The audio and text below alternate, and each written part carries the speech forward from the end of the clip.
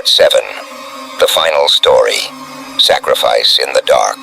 The horrifying evil ritual. On a stormy night, Hannah drifted into sleep but couldn't escape the unsettling feeling that clung to her. In the pitch-black darkness, the rumble of thunder tore through the silence. She woke up in a haunting dream, finding her arms and legs bound tightly, lying on a cold sacrificial table. The flickering candlelight cast eerie shadows on the walls, dancing like tormented souls from hell. The room was suffocating, filled with the acrid scent of burning herbs and fresh blood, making it hard for her to breathe. The candles were arranged in a strange pattern, resembling an ancient, evil symbol. Hannah struggled to sit up, her eyes wide with terror, her heart pounding painfully. Before the altar stood a dark figure, with a cold face and eyes full of cruelty. It was none other than the broker who had brought her to this house, Mr. Danes. He wore a black cloak, with disheveled hair obscuring half of his face, giving him a terrifying and demonic appearance. He smiled coldly, and his words, like ice, escaped his lips. "You are the final sacrifice I need to achieve eternal immortality." Though Hannah was paralyzed with fear, she desperately sought an explanation in the midst of this nightmare. She screamed, her voice trembling, but filled with determination. "Who are you? Why are you doing this to me?" Mr. Danes looked at Hannah with disdain before approaching the altar. He raised a tattered old book, its cracked leather cover and yellowed pages exuding an air of menace. His voice boomed with both threat and arrogance. "I am the sorcerer who once ruled this land. For countless years I have maintained my power, strength, and immortality by sacrificing foolish souls like you." A wave of dread surged through Hannah, not just from the immediate danger, but from the cruel realization that she had been horribly deceived. Her hope and trust were shattered. She struggled, but the bonds were too tight, cutting into her flesh and causing her excruciating pain. Every effort felt hopeless in her desperate situation. Mr. Mains's eerie chanting and strange hymns echoed like calls from hell, each sound piercing her mind like daggers, pushing her to the brink of madness. The space around her distorted ghastly images, and wandering spirits appeared in her vision, making everything more terrifying than ever. Darkness engulfed the room, with only the faint candlelight reflecting on Mr. Danes's icy face.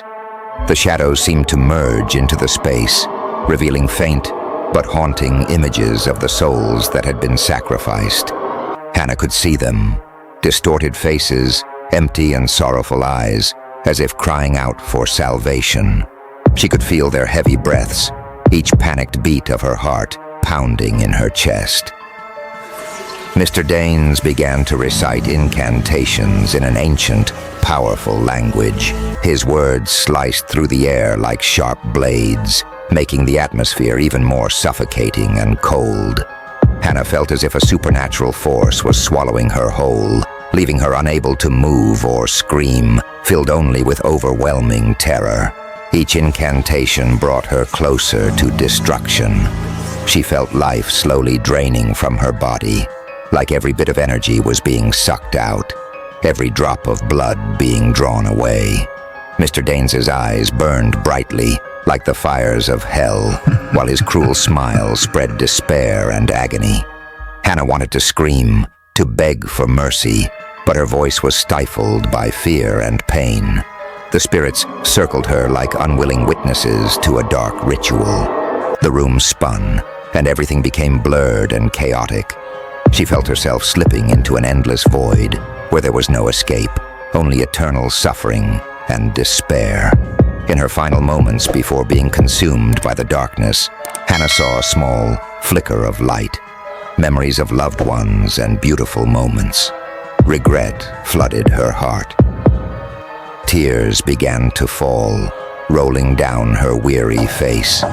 She recalled her ambitious days when she was determined to become a famous journalist, willing to face any challenge to achieve her goal.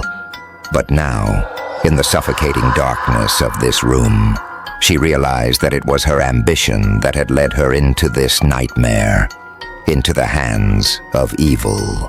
She remembered the times she fearlessly sought out mysterious stories to write unforgettable articles for her readers. She recalled the long nights in front of her computer, eyes glued to the screen, filled with determination and hope. But now, all those things were just boundless regret. Mr. Daines's voice cut through her thoughts, sharp and menacing, like a blade slicing into her soul. You chose this path yourself, Ms. Osborn. Your ambition brought you here, and now there is no escape. Hannah looked into Mr. Daines's cruel eyes, feeling the despair engulf her.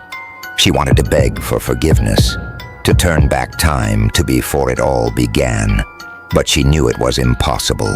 Her decisions had led her here, and now there was no way out. She remembered the beautiful memories, the smiles of her loved ones, the warm hugs from her mother, the encouraging words from her father.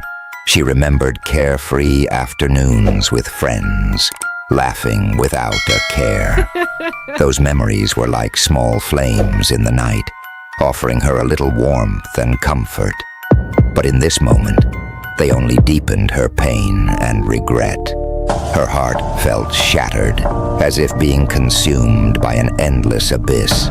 Tears flowed without end, mingling with cold sweat. She realized that in her ambitious journey, she had lost the most precious things. And now, facing death, all she had left were regret and sorrow. Mr. Daines approached her, the candlelight flickering on his cold face. Hannah closed her eyes, accepting her fate, her heart filled with remorse and regret. Her final prayers escaped her trembling lips, hoping that in this last moment, she might find forgiveness and peace. But the darkness consumed her, and her last glimmer of hope faded. Hannah was swallowed by the darkness, taking with her boundless regret and sorrow.